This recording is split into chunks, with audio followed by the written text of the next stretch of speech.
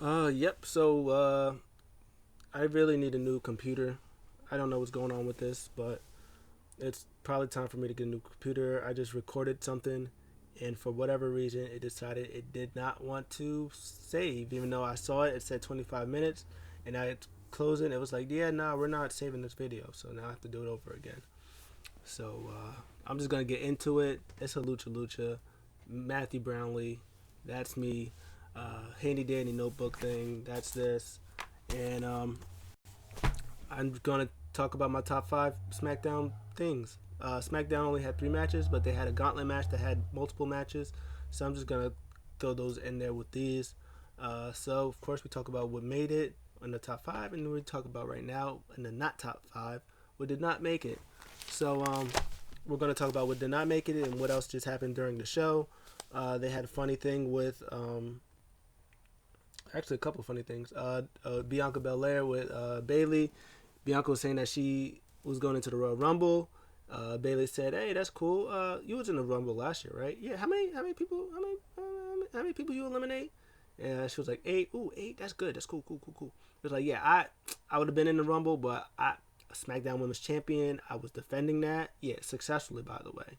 And this time I'm gonna be in the Royal Rumble, and I'm gonna take you out." And she was like, "Man, you know what? It would have been good to win the Royal Rumble and face you for the SmackDown Women's Championship because I look up to you so much. But too bad you're not champion anymore." And then she was like, "Aw," and then she walked away. Carmella did a thing. She was saying that Illustrated named Sasha Banks number one. Cool for you. That's only because I was on vacation. And she said she's better than her, and she's gonna prove it when she, I guess, beats SmackDown Women's Champion, which I'm guessing is gonna be at Royal Rumble, which she's not gonna win, but it's cool. And then they had a thing with Billie Kay. She's the freaking best. Uh, Pretty much was just like, yeah, us riots, yeah, good win. We had a great win, right? Last week, yeah, it was a week. I helped you guys, yeah. You had this two of y'all. Y'all remember when it used to be three, like the Riot Squad? Yeah, I'll join Riot Squad. And they were like, mm-mm.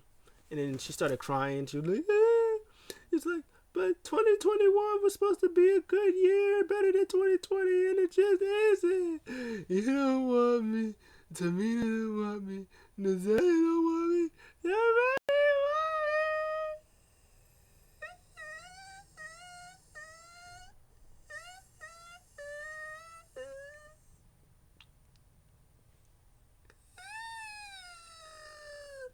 And then the Rise was like, "Oh my god, no, that's not it." She was like, "Up, great." Uh, as you see on my resume, I've been doing all the things. I've been listening to Blink 182. I got Marsh Pitting on my resume. Yep, here you go. And oh, we're gonna be great. And then Ruby was like, "Oh, what are we doing?" And then Liv was, I don't know. That's got." And then she looks at it. She was like, she really added Marsh Pitting to her resume. So that was great. So the stuff that did not make the top five. Um, Part of the Gauntlet match was the beginning was Ray and Sammy. Sammy just comes out, said, "Man, I I asked to be in this Gauntlet match. Somehow they said yes, but of course I'm number one. Of course I will come out as number one. Just the machine is trying to bring me down." And he said, "I got my own camera crew. This is my documentary crew, who's been filming all the injustice that's been going on with me." So he said, "But they're gonna film me beating Rey Mysterio, so he could add it to my documentary." And then bell rings, drop kick, 619, frog splash, out of here, Sami Zayn. And then right after that, it was Sami Zayn versus Nakamura.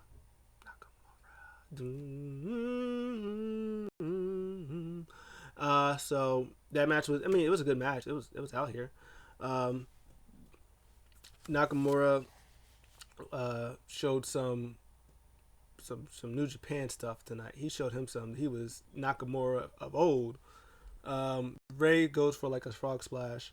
Nakamura gets his knees up, reverses it into armbar, gets ready to tap out. Nakamura advances.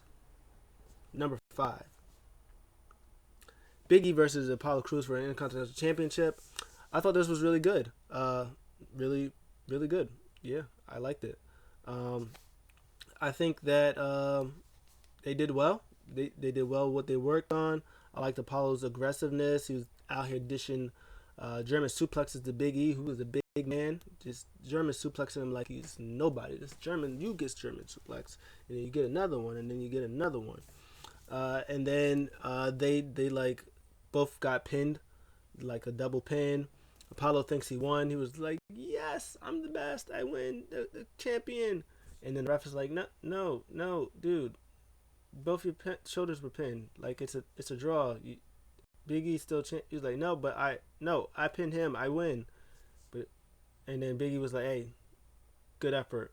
And then he got mad. He was like, "No, I won. I beat you. Like that's how you want to win." And then Big E was like, "I don't make the rules, man. That's just how it is." And tries to get him a fist bump. And Apollo slaps fire out of him. It's just, and then he's like, okay. Handles the title, says ring the bell. Boom, over the head belly suplexes, like a million of them, laying out Apollo for a little bit. They did a spot where, of course, Big E does his running thing through the ropes. Apollo knees him in the face. Takes him out a little bit. He tries to go for his like a power bomb thing, and Big E reverses that, hits a Uranagi from the corner. Big ending. 1, 2, 3. Uno, dos, tres. Hoy doy tres. Do, tres. Something like that. And Big E's still champion. He did the thing where it was like, "Man, I try to respect you. Try to give you a fist bump. He's gonna slap me in my face." Yeah, I remember that. I'm gonna remember that forever. So yeah, that was number 5. That was great. Hopefully that's not the last of Apollo Crews. He's really good. I don't know if he's gonna turn heel or he's gonna be like a more. I wonder if he's gonna turn heel.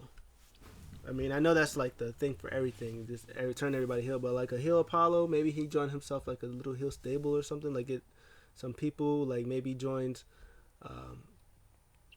Otis and Chad Gable and maybe Aleister Black. I don't know. Maybe something to get them something to do. I don't know, but I don't know. But that was good. It was good stuff. Number 4, I have Nakamura versus Baron Corbin. You're gonna hear Nakamura a lot, as deserved. But this match was good. Right after Nakamura beat Rey Mysterio, Baron Corbin comes out. He throws Nakamura out the ring, and then he starts beating on Rey Mysterio for whatever reason. Rey Mysterio didn't win, so you just wasted all your energy beating up on the wrong person. When it came back to commercial, Baron had like the upper hand, laying fists on him, reversing some stuff. Nakamura got a lot of his good offense in there. Nakamura went to go for like a Kinshasa, and Baron Corbin like reversed it to the deep 6 for a close 2. He tried to go for the end of days. Nakamura like reversed that into like almost an armbar thing, and then Corbin tries to do his like little run through the ropes and clothesline thing. Came inside, boom, ran straight into a Kinshasa. 1, 2, 3, boom, Nakamura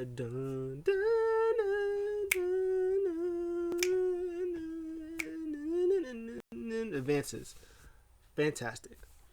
Number 3, numero tres, is Nakamura versus Daniel Bryan.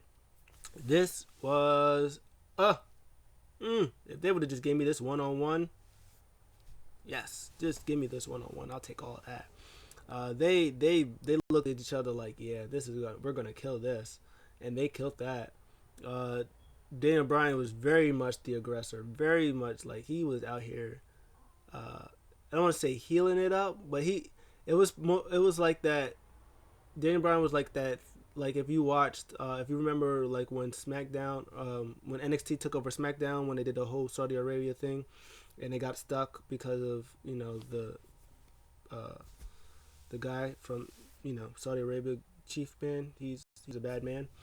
Then NXT took over, and they had the match with Daniel Bryan and Adam Cole for the NXT Championship, and Daniel Bryan was playing Mr. Aggressor. He was laying the beating on Adam Cole. He was stomping his face in. It was a lot of hard technical wrestlings and elbows and beating him up and stuff like that. There was a lot of whooping that ass on Adam Cole, and then he comes back and do his a baby face heroic thing. But at the end, it was the respect. That's how this match was. Daniel Bryan was beating Nakamura's abs off. He was knocking him out. He was elbows. He was punching him in the corners, like fist fighting him in the corners. It's like just all that stuff. But of course, at the end again, he goes for I think a running knee plus, and then Nakamura out of nowhere again with a Kinshasa. They're doing this Nakamura Kinshasa out of nowhere thing. I love it. For another 1-2-3, and Nakamura, I just beat him. Daniel Bryan, like he ran the gauntlet, and it caught me off guard. I was happy I was here for all of it. Yeah. So I loved it. I'm going to talk about this more, but yes. See what? Yes. Yeah. Okay.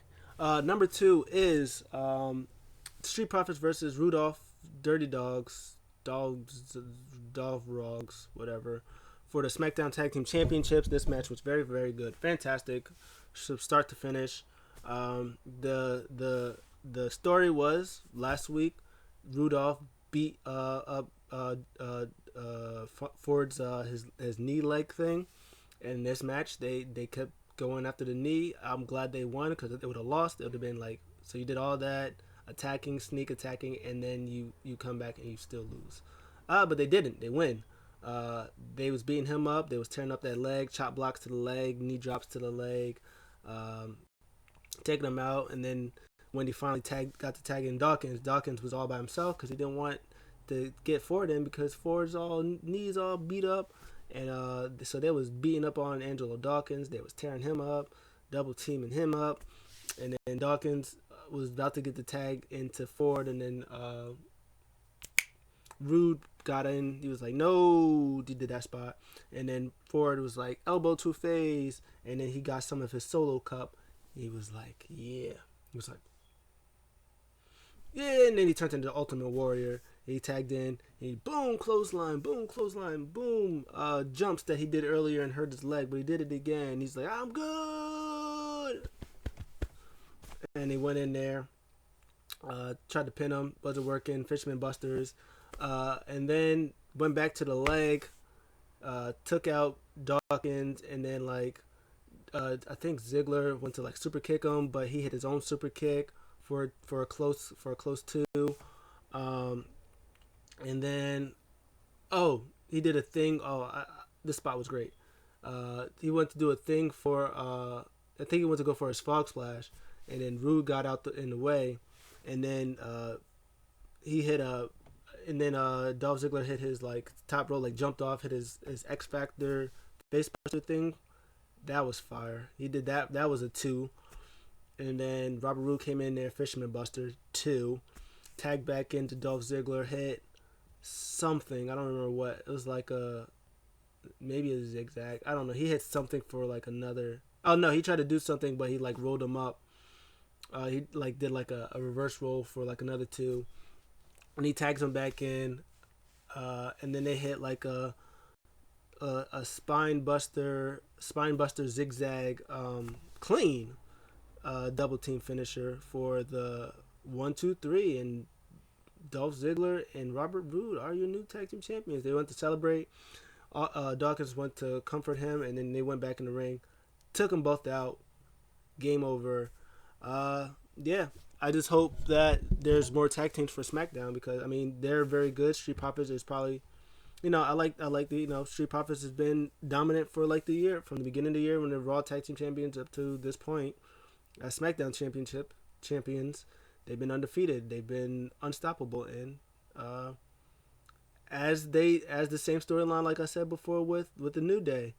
They got confident. They got too cocky. It's all about these funs and games, and they take their opponents lightly, and they make fun of their opponents, and in the end, it bit them in the butt, and they end up losing.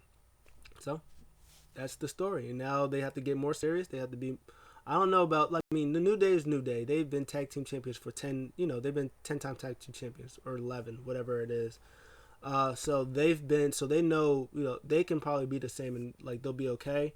But I think for the Street Profits' first like actual loss with the jokes and all that stuff, I think it's time for them to be just a little bit more serious. Like okay, and then as they be tag team champions, then they could be they could be themselves. They can get used to that again. But for them, they need to 180. Be like okay, now we gotta get serious. Now we gotta get what we want back, and then maybe I'll talk about this for my number one. Maybe the tag team division can help. So my number one is all the stuff with Roman Reigns. He's great. He's the best. He's probably going to be number one forever and ever and ever and ever, unless there's a week that he's not off, a week that he's not on. He comes out. He talks about how much he actually likes Kevin Owens. That he doesn't never want nothing bad to happen to him. But now Kevin Owens can't feed his family because he took him out. He's like. He doesn't like that. He doesn't want that to happen to him because he likes them. He said he likes everybody on a roster. He feeds everybody on the roster. He said it's one man's fault, and that's Adam Pearce. He told Adam Pearce because he was like, we told you I was done with him.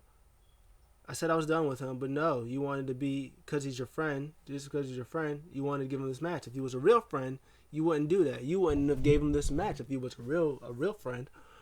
And so. And then he was like, and he was saying that he was like, just like now, you're trying to do my job. You don't think I can do my job? Me and Paul, we do our jobs very well. And you announced this Gauntlet match that I've been talking about throughout the night. You announced this Gauntlet match to find me a suitable opponent. So you think I can't do my job? You think that I'm not capable of finding my own opponent? And then Paul. Adam Pearce was just like, nah, man. He was like, I just, give people what they want or whatever like that. And then he kept running them down. He was like, oh, so you think somebody think, so you don't think I'm stupid. So you say, I'm not stupid. Paul's not stupid. Oh, you think Vince McMahon is stupid. Oh, so Vince McMahon is stupid. Oh, the head of the company, he's stupid, huh? And which, again, by the way, when you say the word Vince McMahon, that's not a thing that you're not supposed to say, but Roman Reigns is Roman Reigns, so Roman Reigns can do whatever he wants. And then Adam Pearce is like, nah, man, it's not like that. I was like, oh, Vince McMahon is not stupid. So Vince McMahon's not stupid. Then I'm stupid. Oh, so I'm stupid. So you think I'm stupid? So you think I'm stupid, that means you don't respect me. You don't respect me. That means you don't respect my bloodline. You don't respect my bloodline. That means that I gotta take you out. So he goes up to Pearce, does his thing, intimidates him, and then Paul is like, "Hey, tribal chief, official, can't put your hands on him. That's not a thing that you should be doing. Yeah." And then Roman was like, "Oh, yeah, like that guy. Yeah, you're right. So maybe nobody's stupid in this. So you're not stupid. Vince is not stupid. I'm not stupid. Paul's not stupid. Jay's not stupid. Okay, I got you." And then, segment ends with that. And then they go to another one. Sonya Deville is back. She's like special counsel assistant to Pearce. I almost wanted to say Paul Pearce again. And then she was pretty much just like, hey, man, who thought I would be back? 2020, I had a fight with my best friend. So I guess her and Mandy are best friends again. She did say on Twitter that they're best friends. They made up, so they are best friends again. But she was saying that, my best friend's on Raw with another tag team partner. I'm on SmackDown calling matches. Who would have thought? It was like, and she said, you're going to be in your match with Pearce. She was like, that's what I would do. He was like, I'm not doing that. I haven't wrestled in years. And then they did it again. It was after the tag team match. It was like, oh, we're going to, we got new tag team champions. Like, who are we going to face up? And it was like, we got Otis. I think they said something about Otis and Gable. And Pearce was like, hey, maybe Profits want their thing back. And then Paul came in, and Paul was like, hey, buddy. And Sonya was like, I'm outie. She's like, yeah, no, I like you. I respect you. He's like, they don't know you, but I know Scrap Daddy. I know how capable you are as a wrestler. I know. It was like, And as good as Scrap Daddy was back then, former five time, let's not get this twisted, 5-time NWA champion, and PWG champion. He was like, what happened if Scrap Daddy was managed by Paulie Dangerously? Oh, that'd have been fantastic. But I know these you want to be champions, so guess what? Big Dog told me to pull strings. I pull strings. Gauntlet match. You're in it. So now he was in Gauntlet match. Shinsuke Nakamura is the winner. Respect big babyface Nakamura, just like that 360 babyface by Nakamura. And then Roman comes down. Pearce follows behind him, and then Jay and Roman comes in, and then Paul is with Roman's with Pearce. Jay goes in there face to face with Nakamura, and then Jay, boom, just clocks Nakamura, beats him down, and then Roman gets in there, beats him down a little bit. Super kick, Superman punch. He goes in there, hey, handled it. Get in there, buddy. And then Pearce is like, that's not. And he throws him in there. He's like, hey, I don't think this is a good idea. Turns around, boom, clean super kick. Jay also did a frog splash on Nakamura too, but clean super kick, man. He boom dropped like a sack of potatoes. Ring bell. Jay puts Pearce over Nakamura. 1, 2, 3. Pearce is number 1 contender for the Universal Championship. Now Roman can legally get his hands on Pearce for the disrespect that he has been giving him, because he tried to do it earlier, but Paul was like, nah, you can't do that. He's official. Now I'm going to sanctually and legally beat your ass, which is going to be great. So my guess, so there's a lot of things they can do with this. Obviously, they can go along with Roman Reigns versus Adam Pearce at Royal Rumble, which I would like. I think that this is Paul. I keep saying Paul Pearce. This is Adam Pearce's. This is his like reward for doing such a fantastic job lately, like with the head of running Raw and SmackDown, with the story that he's doing with Roman and with Kevin, and what he's been doing like for the past with this stuff.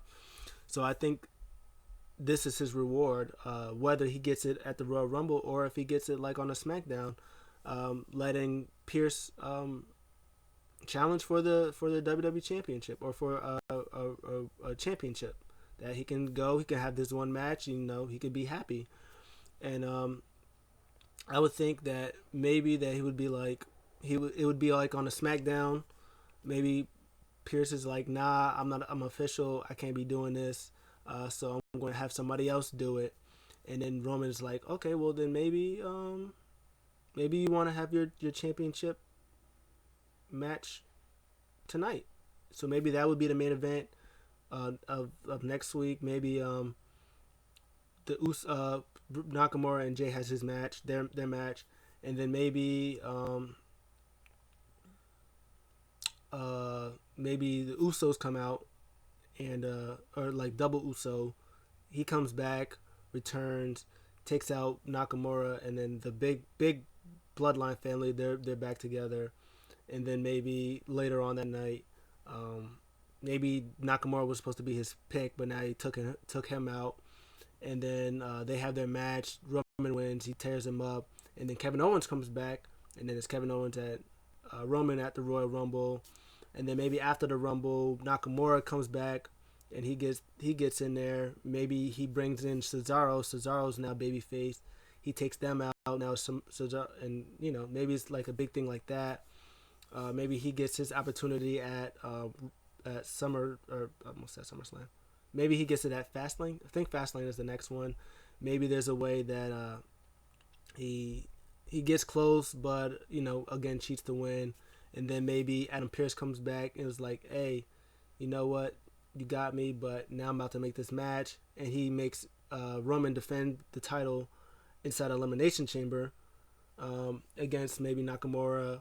It's him, Nakamura, Kevin Owens, Daniel Bryan. First of all, yes, please. Maybe Big E's in there because he's champion. And then maybe, I don't know, Rey Mysterio, which would all be fire. or Seth Rollins. Maybe it's not Biggie. Maybe it's Seth Rollins and then maybe Rey Mysterio, which again would all be fire. So maybe that would be a thing, and then Roman's like, oh, got this stacked against me, and then maybe he still wins, and then they do Nakamura versus Roman at WrestleMania, final blow off. Same thing like Kofi Mania, and then maybe Nakamura gets that WrestleMania win that he probably should have got when he faced AJ Styles, but it's okay. Maybe he gets that win, big babyface win for him, and he becomes Universal Champion. And then maybe him and Roman will go back and forth. That'd be great stuff. That'd be a great story. I would love it. Maybe he might just do Kevin Owens at Rumble. Maybe he does Daniel Bryan at Fastlane. Maybe Nakamura wins the Rumble, and he gets Roman at Rumble. He gets Bryan at Fastlane. Maybe some type of match happens at the six-pack match happens at Nakamura, and the winner faces him at Mania. Roman ends up winning, and then they get that match, that match at there, and Nakamura wins. Maybe we'll see, but fantastic show. SmackDown, NXT, AEW, all in the B plus A range. I gave this an A. I think I gave SmackDown an A-ish or A minus, and I think I gave AEW A minus or B plus or A minus. Those are great shows. I don't know how these shows like NXT and SmackDown are so fantastic. Well, NXT is run by Triple H, but the show that is ran by Vince McMahon, Raw and SmackDown, how SmackDown is just leaps and bounds better than Raw. It's just ridiculous. But it is what it is. Let me know what you guys think in the next one. Hopefully this don't cut out. I'll see you guys in the next one. Peace.